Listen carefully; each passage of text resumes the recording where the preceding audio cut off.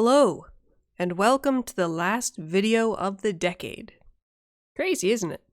Last time, we looked at what I wanted to see from Neverwinter in 2019 and talked about whether or not any of that stuff actually happened, but this time, we're looking ahead a little bit, like 2 days, to the future, to 2020. And I'm going to talk about some of my ideas and some of my suggestions and some of my issues that I think are a problem right now, and I'm going to talk about what I think should happen or what I would like to see happen in 2020. I have a whole lot to talk about, so there are timestamps in the description if you only care about a certain section, but I do recommend that you at least have a listen to the general and quality of life sections if you don't care about anything else. So let's go. First things first, the thing that I think is probably going to be most important in 2020 is going to be Stronghold, because the Stronghold has needed an update for several years. Technically, it hasn't existed for several years, but it's needed an update for a long time, okay? So, a lot of these things are things that I suggested last year as well, maybe modified a little bit, but the biggest thing is updates to the guild events, specifically Marauders and Dragonflight, because right now the rewards are just really little compared to the effort that you put into them, or in Marauders' case, you don't really put that much effort into it, I guess, but they really badly need some changes. How do you fix this? Well, I had a suggestion that I believe I suggested last year, and that is to have some cards that drop from the big heroic encounters or specific monsters or something like that. And these cards will increase the rewards and the difficulty as well of the Stronghold events. So a couple examples of these are you get a card from a big heroic encounter that gives you like plus 5% influence gained from whatever event you slotted. And like whenever you start the event, you then have the option to, select which cards you'd like to add, like Barovia hunts. I get a lot of inspiration from Barovia hunts because I think that was something that was executed very well. But there could be like plus 5% influence, some plus 2 vouchers, and of course the vouchers would need to be updated to be like green or blue quality, of course, because these are events that are going to take a lot of coordination and time to do, especially Dragonflight. Dragonflight is the most difficult of the events.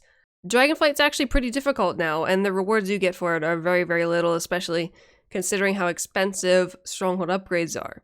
And then you get a voucher that gives you like 25 gems. Whoa! Obviously, that's not the only thing that could be changed about events, but that was the one idea that I suggested, so. Now, next is something that I've seen somebody suggest before. I don't know where, I don't know who, but I have seen it suggested before, and that is a Stronghold-related dungeon. A dungeon that can only be accessed if you're in a guild, and that alone tells me that it's something that they will never do if you have to be in a guild to access it, because they want to cater to all types of players, because, there's players who like to play by themselves and not in a guild. But the idea would be add on to the storyline of the Stronghold. You have all these intro quests. I always call the yellow quest intro quests. They're not really intro quests, but like storyline quests for the Stronghold about the Mimic and all that. And add on to the storyline a little bit. There should be a dungeon of some sort where you continue on with that story and it ends in a nice like big finale or something. I don't know. But I think having something like that for the Stronghold would bring people together a lot, because they'd be like, oh, look, there's this group content in the Stronghold that you have to be in a guild to participate in. I'm in a guild. My friends are in a guild. Why don't we go do this? And then you can go to the dungeon. That was a really bad explanation of what I would like to see. I don't even know what the rewards would be. I guess if you complete that, you could get like a bunch of shards or other guild currencies. Maybe even the current campaign currency, like, whatchamacallit, the Stronghold Siege weekly PvP match used to be or something. I don't know. Take that information as you wish. Add to it if you wish. I don't care. And the last thing that I would like to see about Strongholds, other than, an increase of the guild hall level cap and maybe some more buildings or another boon plot and all that, is to have the Alliance title unchecked by default in your history tab. Because so often guilds are going to tell you to uncheck that so that you're representing your guild and not the name of your helm in their alliance's guild.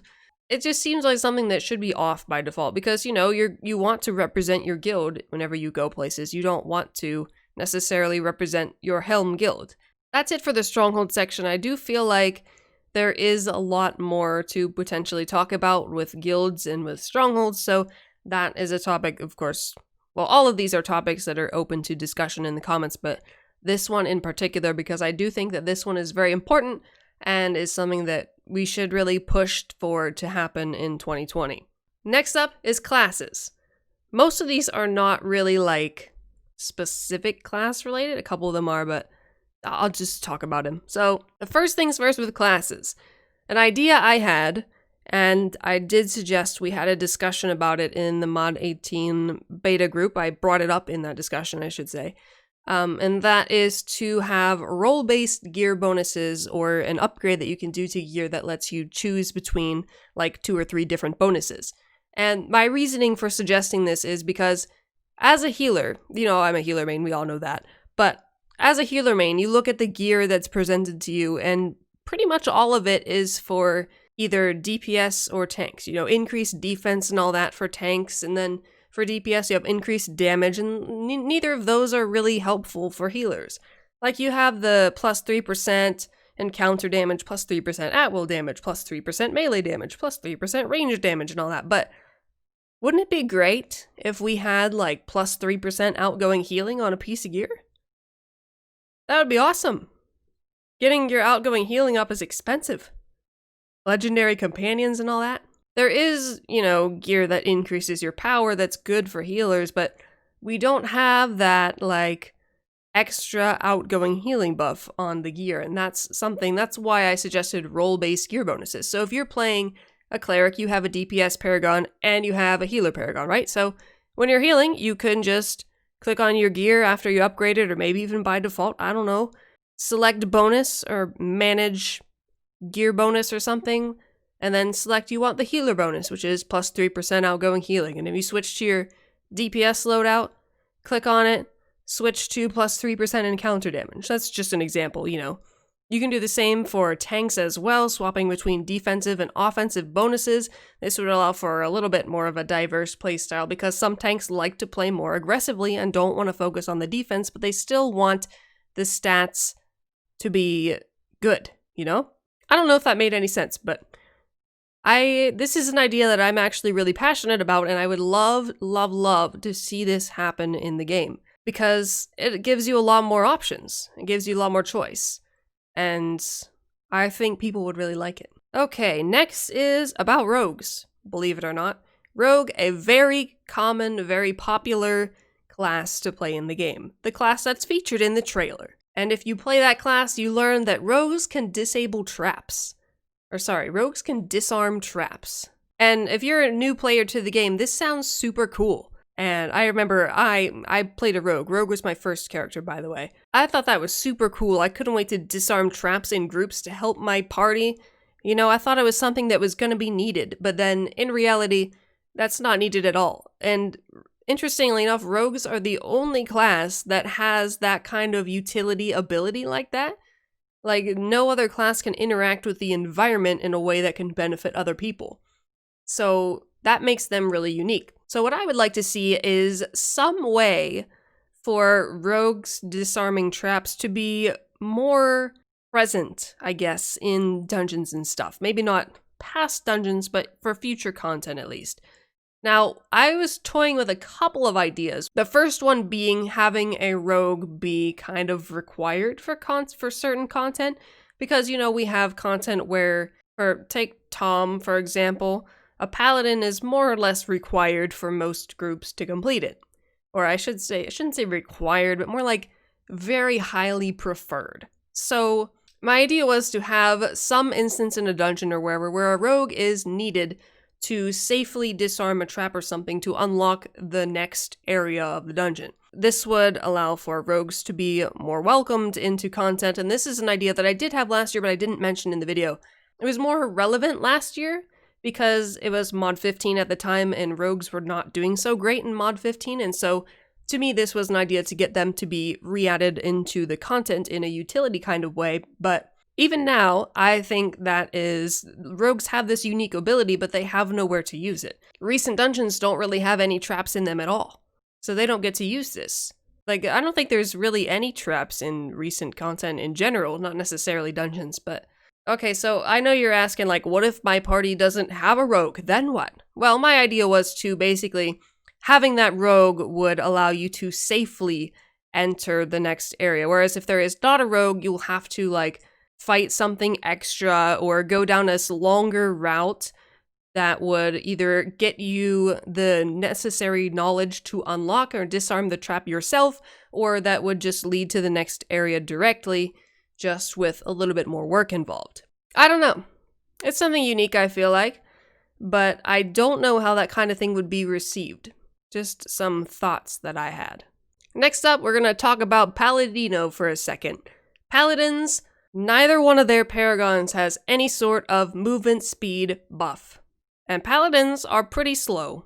And being a healer and a tank, both of those roles require, keeping up with your group. You want to be the first person in if you're a tank, but if their DPS and your healer are faster than you, that's kind of awkward. And then as a healer, you need to keep up with everyone so that you can heal. And you need to be able to move out of the way quickly of obstacles so that you can help the other people in your group if they get stuck in obstacles. So, my idea was to give Paladins some form of temporary movement speed buff. The very first way, and maybe one of the best ways I feel like to do this, is to add it as an effect of activating Prayer of Opportunity.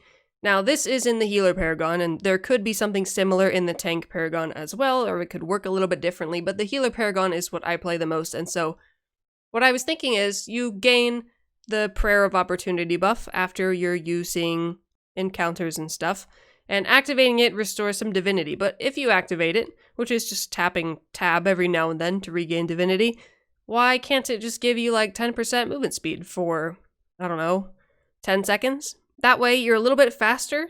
It's nothing crazy, just a little add-on to what's already there. And it's just a little, quality of life thing, which is an entire section in this video. It also kind of fits in the classes category, so, here it is. Lastly, but certainly not leastly, is make more information easily accessible in the game. This was something I talked about a lot last year. It's something I've talked about a lot in previous videos this year, I believe, but if you're looking for some kind of information in the game, chances are, if you need to know, counter stats, for example, you want to know how many stats you need for enemies that are level 70. You're in a level 70 zone, you want to know what stats you should be having at level 70. Well, guess what? None of that information's in the game. There's a forum thread that tells you what the stats are at every level of enemies, or you could go to some third-party website to look it up. But the information is not in the game. The only place in the game where counter stats are shown, or rather, enemy ratings, the only place where enemy ratings are shown is in the queue window. If you don't know to look there, you just don't know what you need. And the concept of counter stats in general, like armor penetration versus defense and so on, I'm pretty sure that is not explained anywhere in the game at all. So my big thing, I said this last year, but you shouldn't have to send players outside of your game, outside of your own website, outside of your forums, to a third-party source to find information about core game mechanics. I mean, I don't really have to say anything else after that, I don't think. Next section, professions. There's only a couple of things here, one of which being an idea and another being a thing that has commonly been said this year, and that is to put actual good gear and weapons in mastercrafting again. For a long, long time, mastercrafting weapons were the best weapons to have, really. And now there's not really anything in mastercrafting that's worth having, really.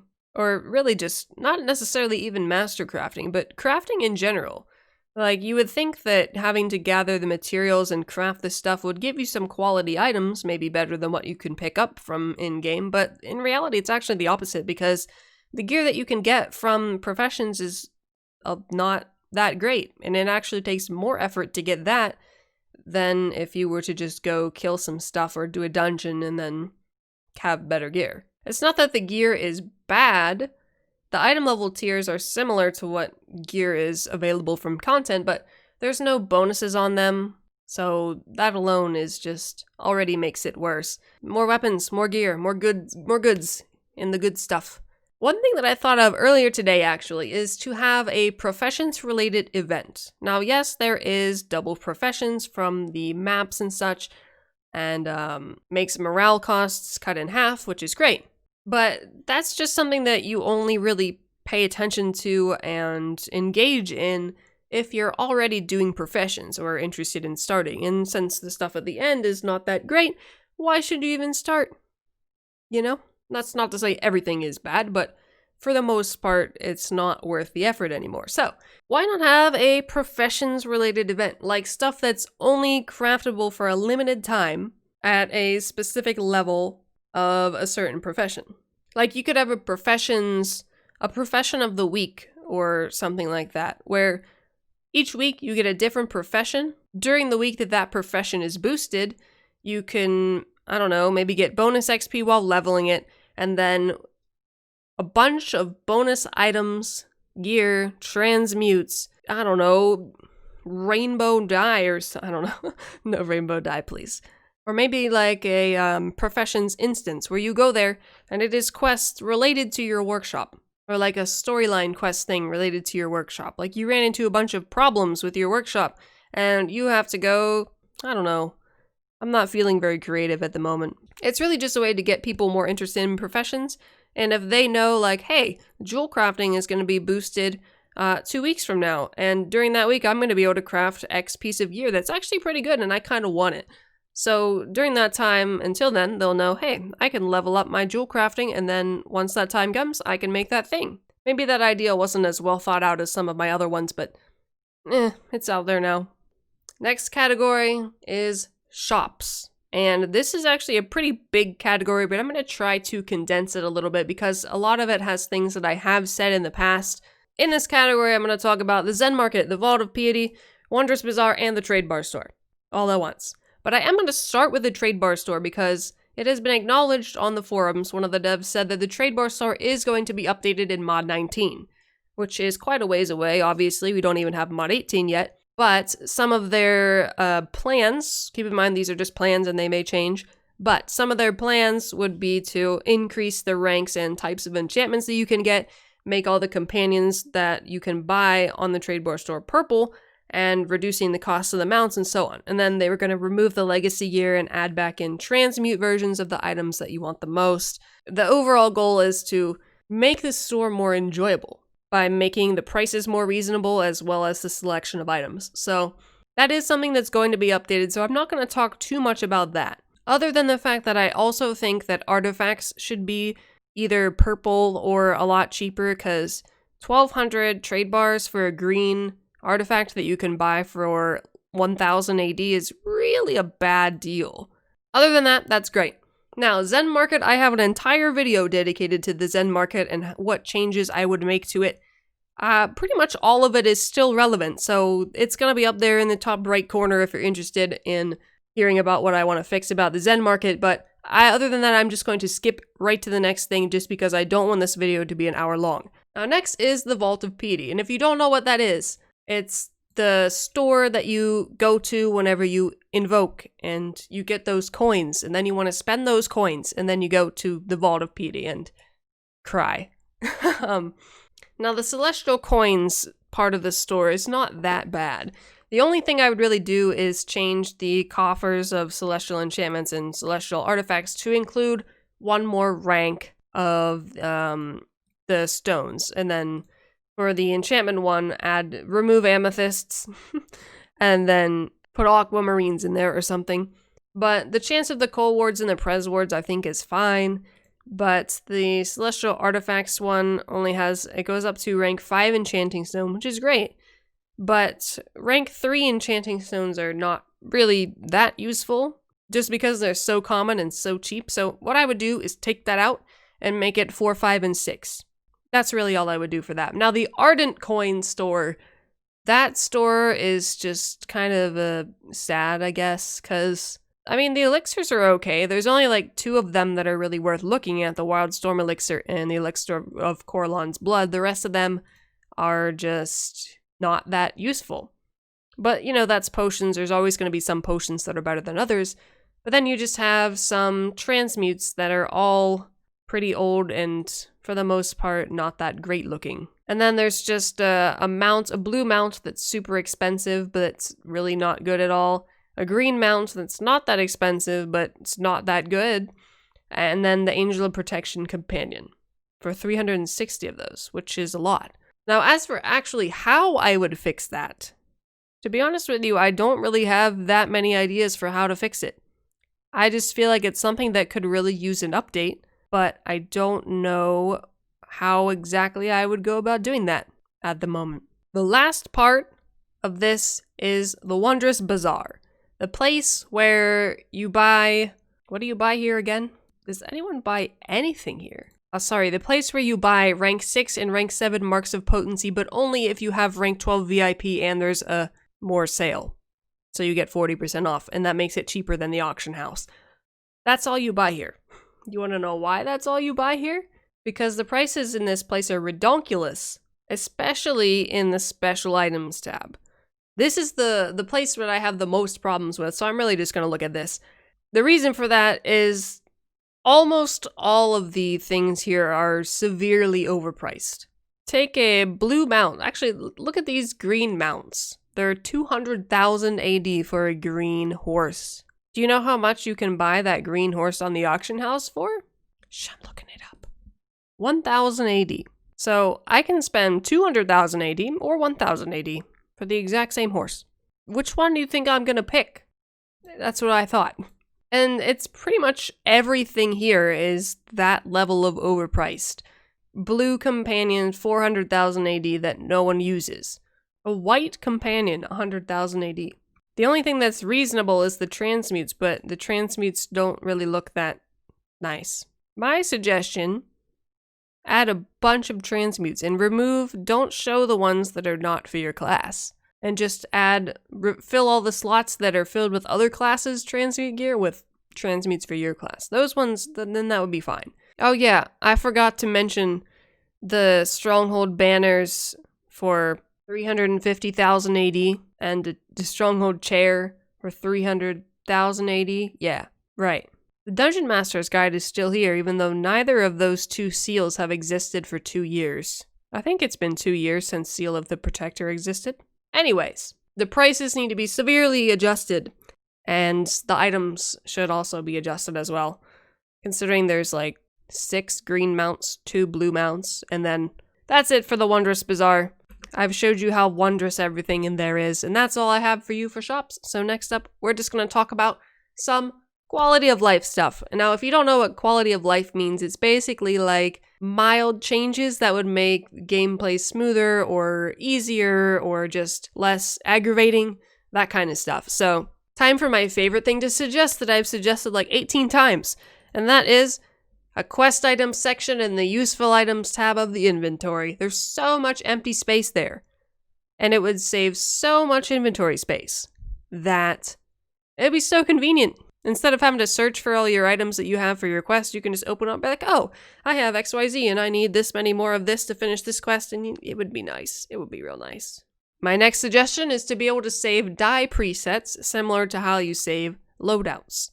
Like, it's been a few times I've wanted to change some colors or test some colors on my fashion or whatever, but I didn't want to forget what colors I had, so I'd have to take a screenshot of them to make sure that I got them correct.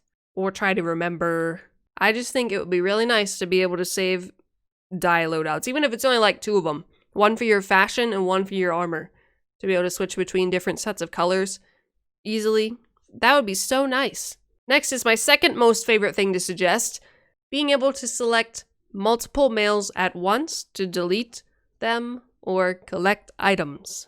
I feel like I just said this, and that's because it was in my last video from what I talked about last year, but still relevant. It would be so nice to be able to delete a bunch of stuff at once, like normal mail, email.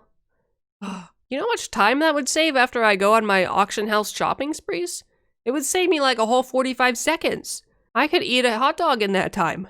I also added the making information more easily accessible in-game to the quality of life section as well, but since I already talked about that in the classes section, why did I have it in the classes section? Oh well, too late now. Anyway, these next few things might not make sense to all of you, or it might not be something that you all notice, but it's something that I have noticed a lot. So I added this in as my own personal suggestions, which is what most of these are, but some of these have been things other people have suggested too. The next two in particular are kind of the same thing, but different situations. I would like to see the ability lockout removed after you finish channeling divinity, because if you let go of the tab key from channeling divinity, there's that, like, I want to say it's like half a second window where you can't use abilities. And that seems like it should be like nothing at all. You shouldn't notice it, but if you're in the heat of combat and you're trying to get a heal spell off and you're channeling divinity let go and you suddenly cannot, I've noticed this much more often in the DPS Paragon because you're, tapping tab and then trying to use powers and tapping tab, to get that divinity back sometimes. It is something that has been annoying because I'm sitting here spamming E after I let go of tab so that I can use my ability. I do think it's something related to animations, like it wants to let you finish the animation of putting your arms down after you channel divinity before it lets you do something else, but it's been mildly annoying for me. In the same vein, remove the delay after crowd control ends. Like, for example, you get knocked up on the air in the boarworm fight and then you go plop on the ground. And then you lay there for like 2 seconds. And then it takes you another 2 seconds to get up. But then, even after you're up, you still have that, like, half-second delay after the CC ends, sometimes longer than that. And what I've noticed is, specifically for Paladin, it doesn't let you put your shield up. So you may be standing and look like you can put your shield up, but then you get hit by another CC, and then the process repeats. It doesn't happen often, I'd say. But it's something that happens, and it's something that is a little bit more than mildly annoying, like almost moderately annoying, because I can see that I should have been able to stop that. And I do not think that it is lag related. And I feel like that's something that will be suggested as a reason for that, and I really don't think it is. Because lag is not something that I have an issue with this game most of the time, unless it's like Winter Festival map, or the Enclave when there's events going on and stuff, but I really don't think that's what it is. Alright, now next up is another thing related to crowd control, and that is to have a larger window of CC immunity for Warlock Shadow Slip. There has been so many times on Warlock where I see what are those called? I don't remember what they're called, so I'm just going to call them runes in Master Expeditions.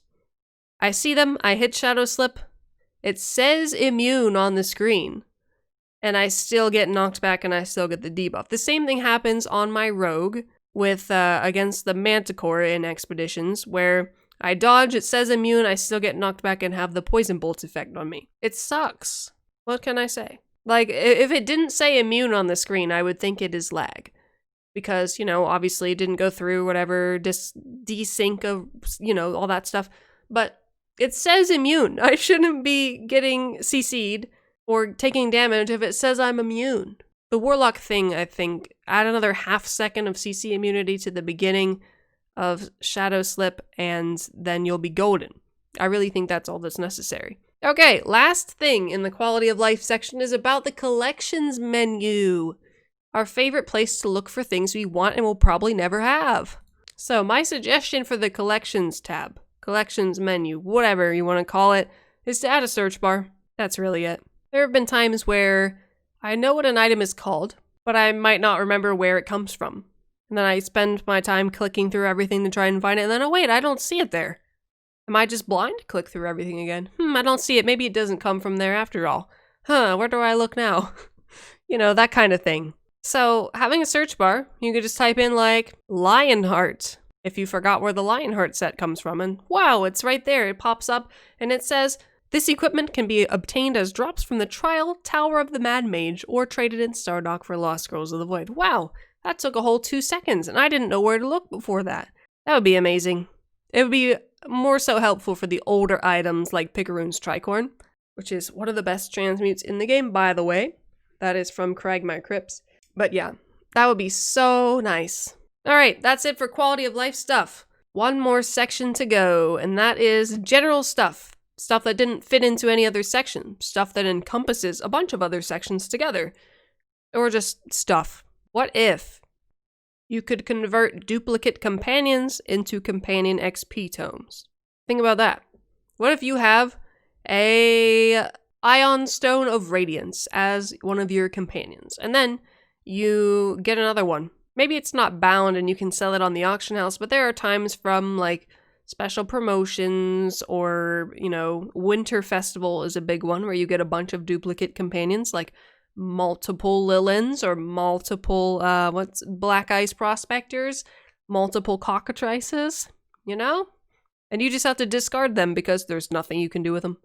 So what if when you discard them, it pops up the window like it does whenever you drag a refinement item out of your inventory, and it says you'll get, I don't know, depending on the quality, 1 to 3 or 4 companion XP tomes. You know how nice that would be? Just that little thing like that would make a big difference, I think. Because then you would feel like, well, this isn't actually useless after all. I can just convert it to companion XP tomes and level up the companion that I want to level up. Another thing that I would like to see is an update to skill nodes, or more uses for skill nodes. Skill nodes used to be pretty okay, but with the new profession system now, they're very outdated. They don't really give very much. A lot of them still give useless old profession stuff, or just garbage that you just sell for gold. I don't really get anything useful from them ever. They should have, you know, more relevant profession items in them, or refinement. Okay, moving on. What if you could sell pre-dyed fashion and gear? Like, what if you craft a transmute for someone, assuming you can craft the unique transmutes. Craft a transmute for someone, and you can pre-dye it. You can dye it without binding it to your character, and then you can sell it, and you can hover over it in the auction house or wherever to see the colors that are on it, and then you preview it, and you can see it with those colors on. And adding on to that, I should have said this one first, unique craftable only transmutes. Transmutes that you can only get through professions. That will allow professions to be a little bit more relevant and a little bit more desirable because you want to have a character that looks fabulous, right? One more thing and then the video's over. So listen up. One thing that I would like to see in general is more puzzles or more interactability in content. Maybe dungeons, maybe quest instances, maybe, I don't know, an event related to puzzles. But all too often I find myself like looking over to my other screen, doing something else while mindlessly killing stuff. And yes, it is kind of like the mentality that is what hack and slash is. It's like you hack and you slash. I do think that having a few instances of a little bit different kind of content would be good. Like you have the super difficult content, which is Tom, for the hardcore people. You have a bunch of easier content for the casual people. And then what about the people who like to use their brains? I mean, you could argue that no one really likes to use their brain in this game, but there are some people that like to tickle that part of their thinking nozzle. One thing that I suggested in our private beta discussion was to have like a complete the monument type content of some sort. And if you don't know what complete the monument is, it's kind of like where you have several different sections of different puzzles that you have to finish each one to unlock a final area type deal. It could be kind of like that with a bunch of different puzzles, or just an area where you have to work together with your group to complete different puzzles. The only thing with that, though, is that's kind of like a one and done thing. Anytime after that, you already know how to do it. So there are a lot of problems with that kind of idea, but it is something that I would like to see. Alrighty, so this video was probably like 36 minutes long. Hopefully, I did not take time away from anything that is much more important than me. I do want to say one last thing. At the beginning of 2019, I set a goal for myself. You know what that goal was? 2,000 subscribers. I mean, not only did I beat that goal, I beat that goal very, very quickly. So I thought to myself, well, should I increase the goal? I mean, I probably should. It's only like March. So I did. I increased it to 5,000. And in my head, I was like, there's no way that I'm ever going to hit 5,000. That's a lot of people. And not only did you beat that really quickly. I think in like May or June or something. So I thought to myself, do I dare to increase the goal again? Do I dare to do that? Do I make it 10,000? I was 100% certain that I would not get anywhere close. And here we are. It is December 30th, 2019. There is 1 day left in the year, in the decade. And I'm less than 100 subscribers away from 10,000 subscribers. Do you know how many people that is? That's like more than 5. That's an insane number of people. And I just want to say thank you. I'll even thank the people who don't even like me and are just here because they want to make fun of me. I know that you're there. I acknowledge that you're there. But guess what? Even if you don't like me, you're still helping out my channel, so I'm okay with that. It's been a great year, and next year is going to be even better, I think. I'm not going to be so ambitious as to increase my subscriber goal to 20,000 because, with the state of Neverwinter and the size of the players, I find that quite unrealistic, but I am going to do some different things with my channel that might make that possible. We'll see. Thank you all for watching or listening or whatever. I hope you have had a great holiday season, a great year, and a great decade. And I will see you guys next year. Okay, bye.